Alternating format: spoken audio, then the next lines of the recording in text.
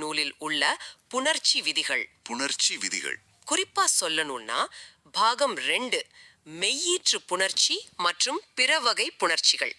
நிலைமொழியின் இறுதி எழுத்தும் வருமொழியின் முதல் எழுத்தும் இணையும் போது நடக்கும் மாற்றங்கள் எப்படி மனித உடற்கூறியலோடும் இயற்கையான ஓசையோடும் பின்னி பிணைந்திருக்கிறது அப்படிங்கறத பார்க்க போகிறோம். அதனாலதான் இந்த அலசலை நான் ரொம்பவும் ஆவலோடு எதிர்பார்த்து காத்திருந்தேன்.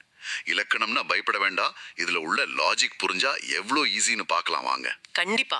இரண்டு சொற்கள் எப்படி உரசுகின்றன அப்படிங்கறத பார்ப்பதற்கு முன்பு ஒரு அடிப்படை விஷயத்தை நேயர்களுக்காக சற்று விளக்கி விடலாம். சரி, சொல்லுங்க. நிலைமொழி வருமொழி என்று சொல்கிறோமே, முதலில் நிற்பது நிலைமொழி, வந்து சேர்வது வருமொழி, சரிதானே? மிகச்சரி.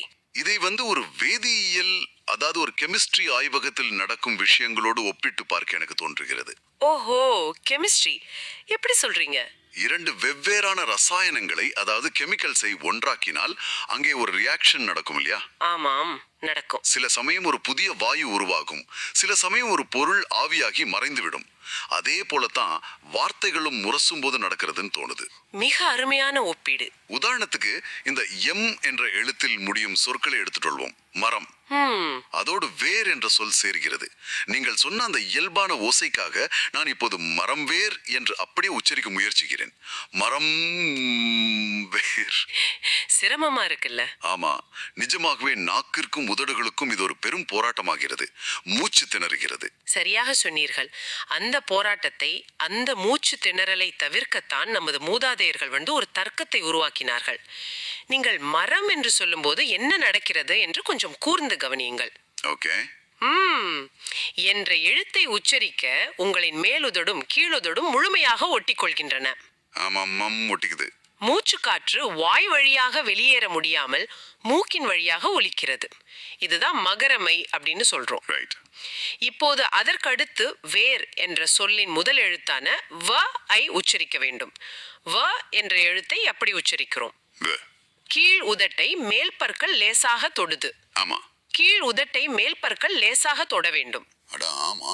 உதடுகள் இரண்டும் முழுமையாக ஒட்டி இருக்கும் ஒரு நிலையிலிருந்து, அதாவது மேல இருந்து சற்றென்று பற்களை கீழ் உதட்டிற்கு கொண்டு வருவது உடற்கூறியல் ரீதியாக ஒரு ஸ்பீட் பிரேக்கரில் வண்டியை ஏற்றுவது போல இருக்கிறது.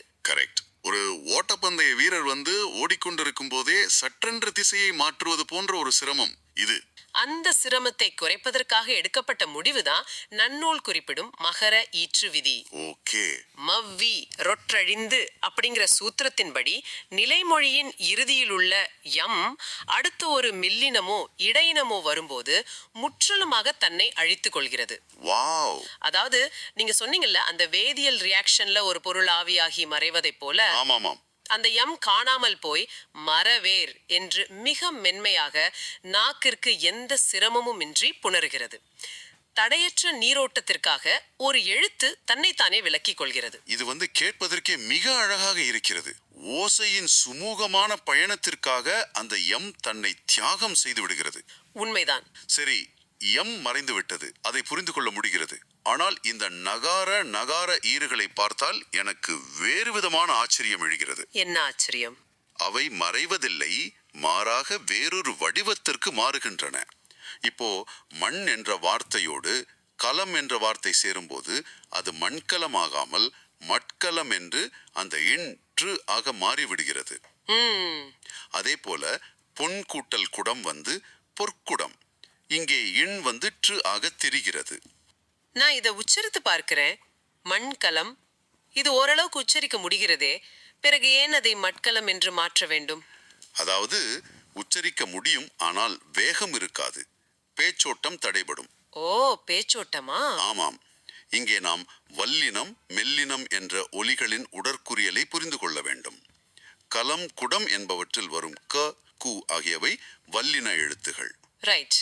வல்லினம் என்றால் நெஞ்சிலிருந்து நேரடியாக ஒரு அழுத்தமான காற்றை வெளியேற்றி நாக்கின் பின்பகுதியை அன்னத்தில் அடித்து உருவாக்கப்படும் கடினமான ஓசைகள். ஆமா. ஆனால் மண் என்பதில் உள்ள இன் மூக்கில் இருந்து பிறக்கும் ஒரு மென்மையான ஒலி. ஓஹோ, அதாவது ஒரு மூக்கு ஒலியில் நாக்கை வைத்துவிட்டு எந்த இடைவெளியும் இன்றி உடனடியாக ஒரு நெஞ்சு ஒலிக்கு தாவுவது கடினம். மிகச்சரி. ஒரு மென்மையான தளத்தில் வந்து நின்று கொண்டு ஒரு கனமான பாறையை தூக்க முயற்சிப்பதை போன்றது இது. மிகச் சரியான புரிதல். அந்த கடினமான வல்லின ஒலியை, அதாவது காவை எதிர்கொள்வதற்காக நிலைமொழியின் இறுதியில் உள்ள எழுத்து தன்னை வந்து தயார்படுத்திக் கொள்ள வேண்டும். ஓகே, தன்னை அடாப்ட் பண்ணிக்குது. கரெக்ட்.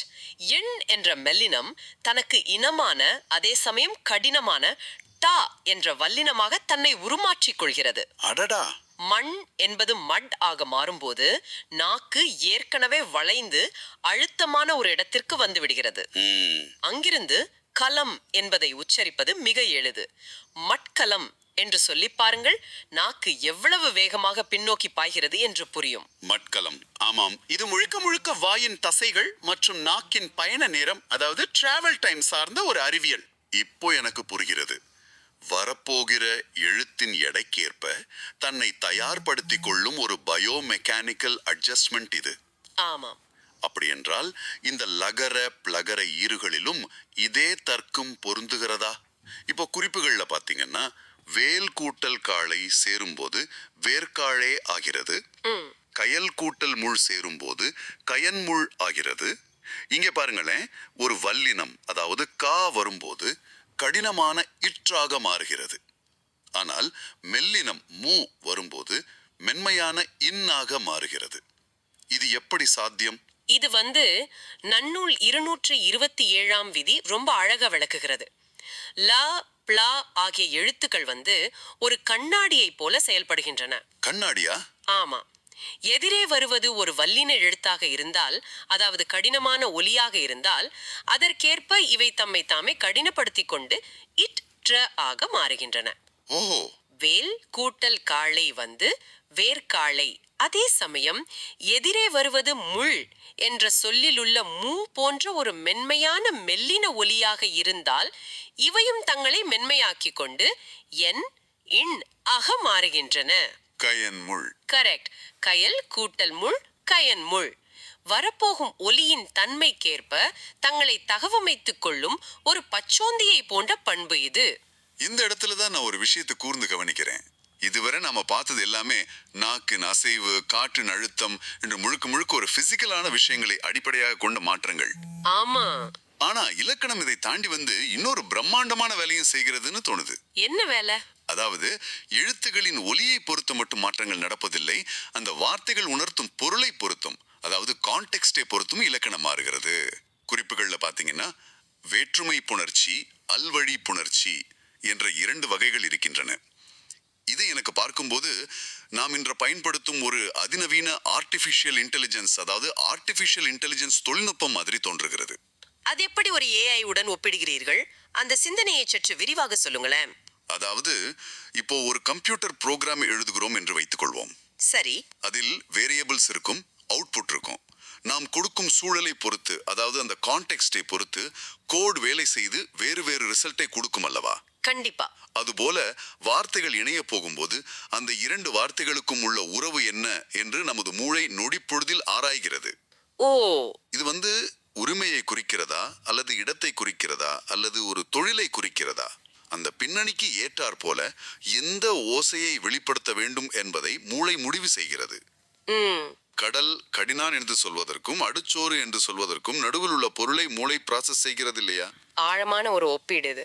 நிஜமாவே ஆழமான ஒப்பீடு. நீங்கள் சொல்லும் அது வேரியபிள்ஸ் தான் இலக்கணத்துல வந்து வேற்றுமை உருபுகள் அப்படின்னு சொல்றோம். ஓகே. ஐ, ஆல், கு. ஆமாம்.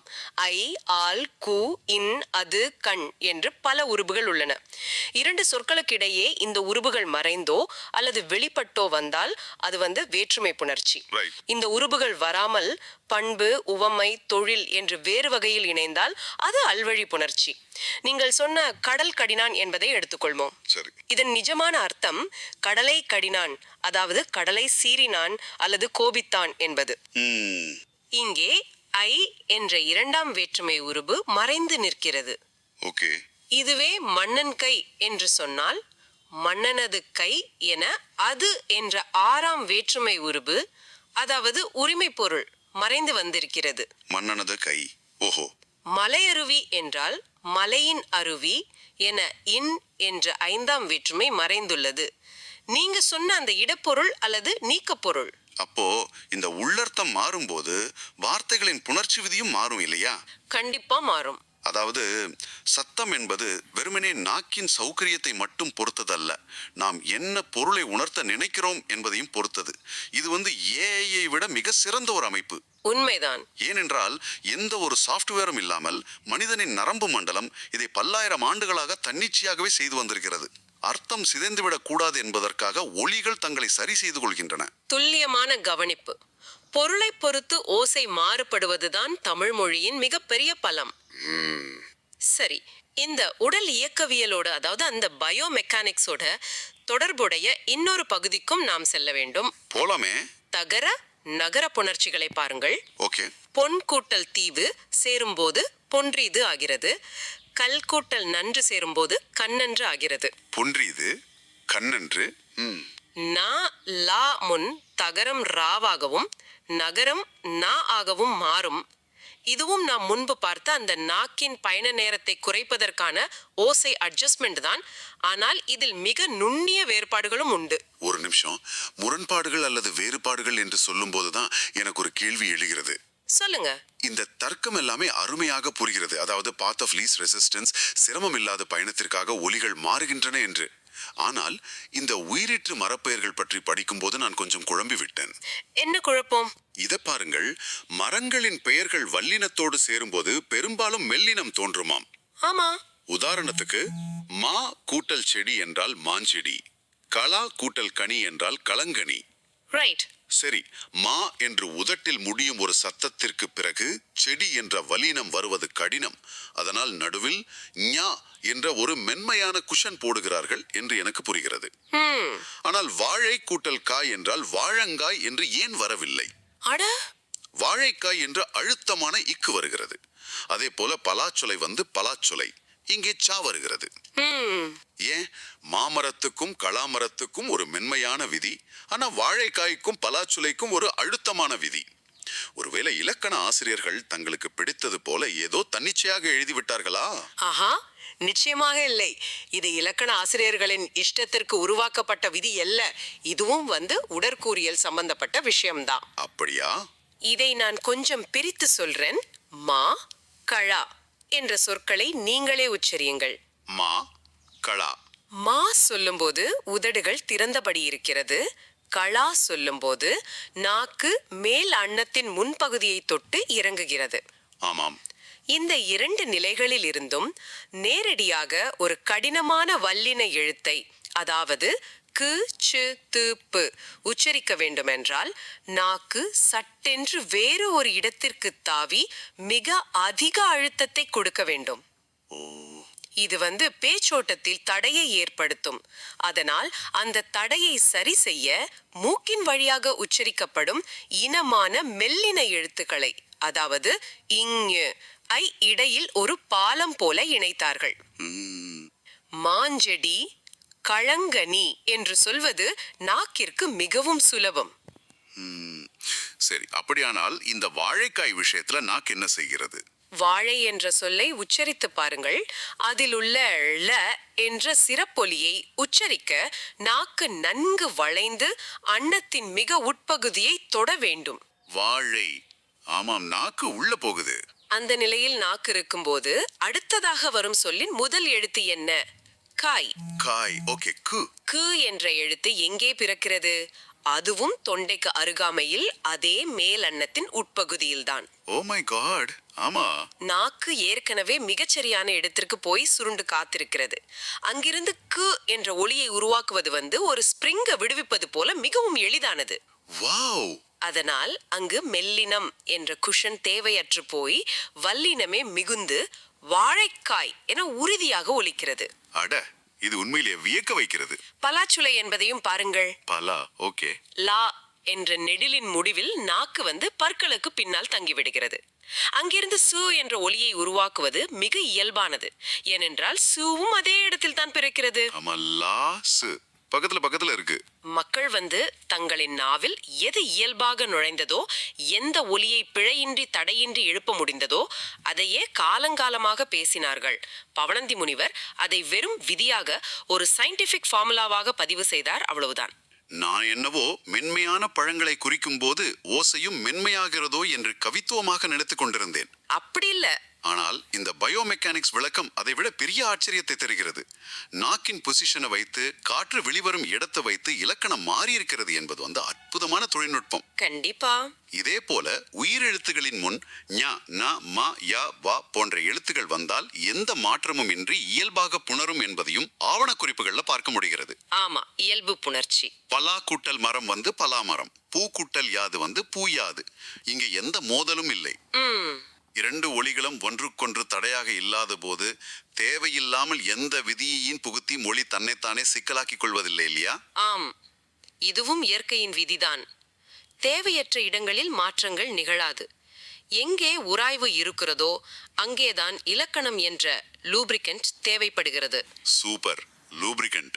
சரி, இப்போது நாம் விவாதத்தின் மிக சுவாரஸ்யமான ஒரு பகுதிக்கு நகரலாம். சொல்லுங்க. சுட்டு எழுத்துகள் மற்றும் வினா எழுத்துகளின் ஆளுமை. அ, இ, ய, அதாவது அந்த, இந்த, எந்த. ரொம்ப முக்கியமான பகுதி. இந்த ஒற்றை எழுத்துகள் வெறும் ஒலிகள் அல்ல. ஒரு கூட்டத்தில் நின்று அங்கே பார் என்று ஒன்றை குறிப்பிட்டு சுட்டி காட்டும் போது அல்லது எவனவன் என்று ஒரு கேள்வியை கேட்கும் போது அந்த ஒற்றை எழுத்திற்கு மிகப்பெரிய முக்கியத்துவம் வருகிறது. கண்டிப்பா. இதை ஆழமாக பார்த்தால் இந்த ஒற்றை எழுத்துகள் ஒரு பிளாக் ஹோல் மாதிரி செயல்படுகின்றனவோ என்று எனக்கு தோன்றுகிறது. பிளாக் ஹோல், அதை எப்படி சொல்கிறீர்கள்? ஸ்பேஸில் ஒரு பிளாக் ஹோல் எப்படி தன்னை சுற்றியுள்ள பொருட்களை எல்லாம் தன்னுள் அதீத ஈர்ப்பு விசையால் இழுத்துக் கொள்கிறதோ அதே போல இந்த அ, இ, ஏ என்ற எழுத்துகள் அடுத்ததாக வரும் வார்த்தையை தன்னுள் ஈர்த்துக் கொள்கின்றன. ஓ, இதை எப்படி நிரூபிக்கலாம் என்றால் ய கூட்டல் கடல், இதை எக்கடல் என்று சொல்வதில்லை. ஆமா, அந்த ஒற்றை எழுத்தின் ஈர்ப்பு விசை க என்ற எழுத்தை இழுத்து அதை இரட்டிப்பாக்கி எக்கடல் என்று ஒரு அதீத அழுத்தமான ஒலியை, அதாவது ஒரு கிராவிட்டி அல்லது ஸ்ட்ரெஸ் உருவாக்குகிறது. ஆ கூட்டல் நாடு அந்நாடு, ஈ கூட்டல் தெரு இத்தெரு. அந்த அழுத்தம் கேட்பவரின் காதுகளில் ஒரு எச்சரிக்கை மணியை அடிக்கிறது இல்லையா? அந்த பிளாக் ஹோல் ஒப்பீடு மிகச் சிறப்பாக இருக்கிறது, நிஜமாவே. நன்றி. ஒலியியல் ரீதியாக பார்த்தால் நீங்கள் சொல்வது முற்றிலுமான உண்மை. இந்த சுட்டி எழுத்துகளும் வினா எழுத்துகளும் ஒரு மொழியின் சுட்டிக்காட்டும் விரல்கள் அப்படின்னு சொல்லலாம். Pointing fingers. ஆமாம், நீங்கள் வெறும் ஆ நாடு என்று சாதாரணமாக சொன்னால் கேட்பவருக்கு அதன் முக்கியத்துவம் புரியாது. ரைட். ஆனால் அந்நாடு என்று அழுத்தி சொல்லும் பொழுதுதான் உங்கள் குரலில் உள்ள அந்த ஸ்ட்ரெஸ் கேட்பவரின் கவனத்தை நீங்கள் சுட்டிக்காட்டும் திசைக்கு ஈர்க்கிறது. வல்லினம் அல்லது மெல்லினம் வரும்போது அந்த எழுத்துகள் அப்படியே இரட்டிப்பாகி இந்த அழுத்தத்தை உருவாக்குகின்றன. அப்படியானால் உயிரெழுத்துகள் அல்லது இடையனம் வரும்போது என்ன நடக்கிறது? பிளாக் ஹோலின் விசை குறைகிறதா?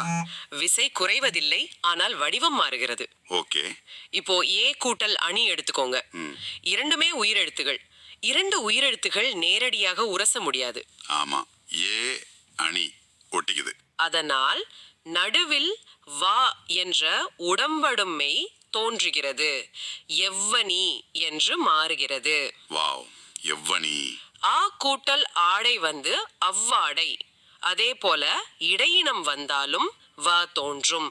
இப்போ ஆ கூட்டல் யானை அவ்யானை. சில இடங்களில் அந்த வ இரட்டிக்கும். ய கூட்டல் வீடு எவ்வீடு.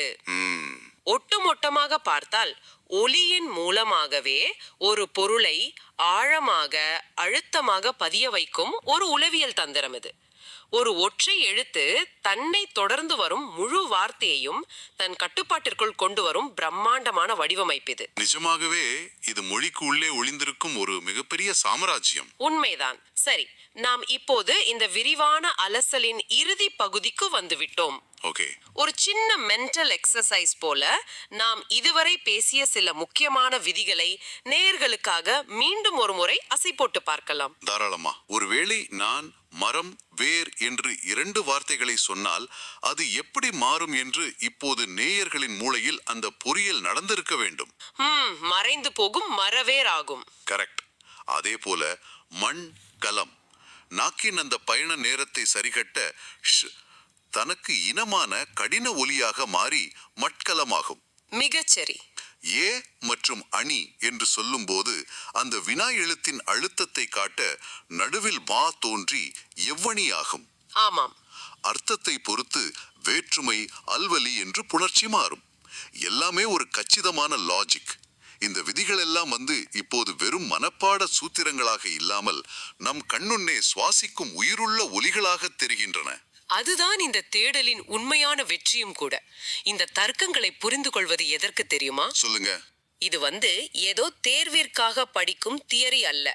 ஒரு பத்தியை பிழையின்றி எழுதவும் அதை வாசிக்கும் போது எந்த வார்த்தையை எங்கே பிரிக்க வேண்டும், எங்கே நிறுத்தி படிக்க வேண்டும் என்று தெரிந்து கொள்ளவும் இது உதவும்.